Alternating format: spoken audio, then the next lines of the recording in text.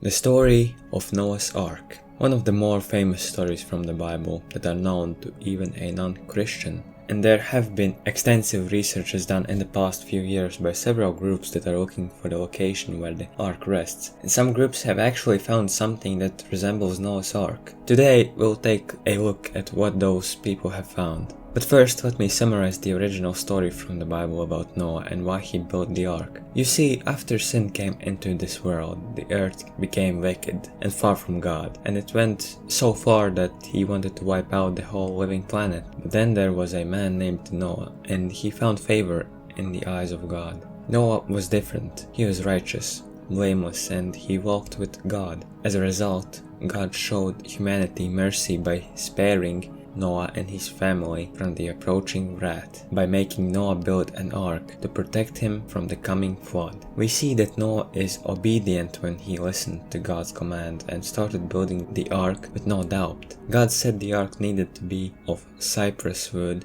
300 cubits long, 50 cubits wide, and 30 cubits high, with a roof and door in the side and 3 decks. And with Noah he needed to bring into the ark 2 of all living creatures, except for clean animals that he needed to bring 7 pairs of, so after the flood they can serve as sacrifice to God. And Noah did all that the Lord commanded him. It is not said in the Bible how long it took Noah to build the ark, but it is estimated to be 100 years. And so after Noah finished the ark and putting all the animals on board, the flood started, and so it went on for approximately 1 year. Now, there are a lot of questions about the credibility of the story, and I can dive deeper into it, but today we are focusing on the Noah's Ark itself, because if the ark is found, then the story is true, and the people who need proof to believe this story will get it. So, according to the Bible, the ark came to rest on the mountain of Ararat, and the animals spread around the world right there, eastern Turkey. There were quite a few researches done to that region over the past few decades, and several stories from the past which revolves around the Noah's Ark. A United States spy service took pictures of Mount Ararat's northwest side in 1949,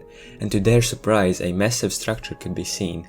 However, upon further investigation it might have been just a natural rock structure. George Hagopian stated that his uncle took him up Mountain Ararat to the Ahora Gorge area when he was a small kid in 1908. They discovered a big ship, Hagopian claimed, and he stepped on its roof. Since then, at least a dozen expeditions have investigated the Ahora Gorge, but none of them have discovered the ruins of Noah's Ark.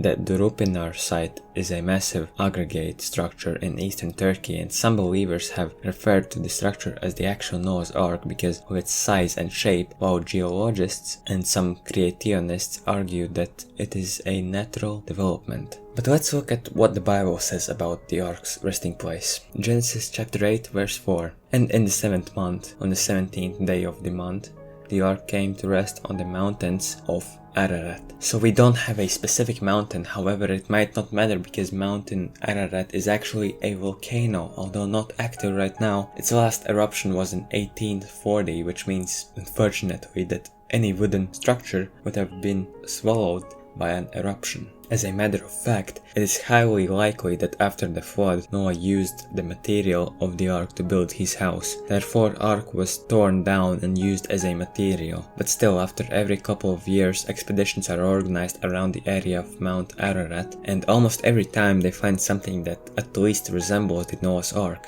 Just as an example, I'll use expedition that was done in 2007 by Hong Kong-based Noah's Ark Ministries International Group. They discovered a wooden structure that was in a cave-like form in the Ararat's slopes. Some of the wooden structure was recovered and carbon dating was done, and it revealed that the wood is at least 4,800 years old. But was it from an actual ark or was it another wooden structure? Evidence goes against the wooden structure because this discovery is in the mountain area, and indeed a flood needed to happen to get that wood high up there, at least theoretically. So overall, this story is really based upon people's faith. Some believe the flood happened, some say that the story is only metaphorical, others say a worldwide flood was impossible, others say Noah couldn't have built such a large ark and placed every animal in the world there. So what can we take from this? Well, there is some evidence of a flood that happened in the past. There is time and time again discoveries of structures that resemble the Noah's Ark. So the story did come from somewhere, obviously the Bible, but there are other historically written evidences of a global flood. And I am pretty confident that some ancient technology was lost in the flood that helped Noah build the ark. But most importantly, it was God that gave the most important instructions. If we talk about the animals and how Noah got them on the ark, what I feel like, and this is my personal opinion, is that animals felt that danger is coming and they trusted Noah, making his job much easier. So believe what you want to believe and search for the answers. If mine is not satisfying enough, seek for yourself and you will find out the truth.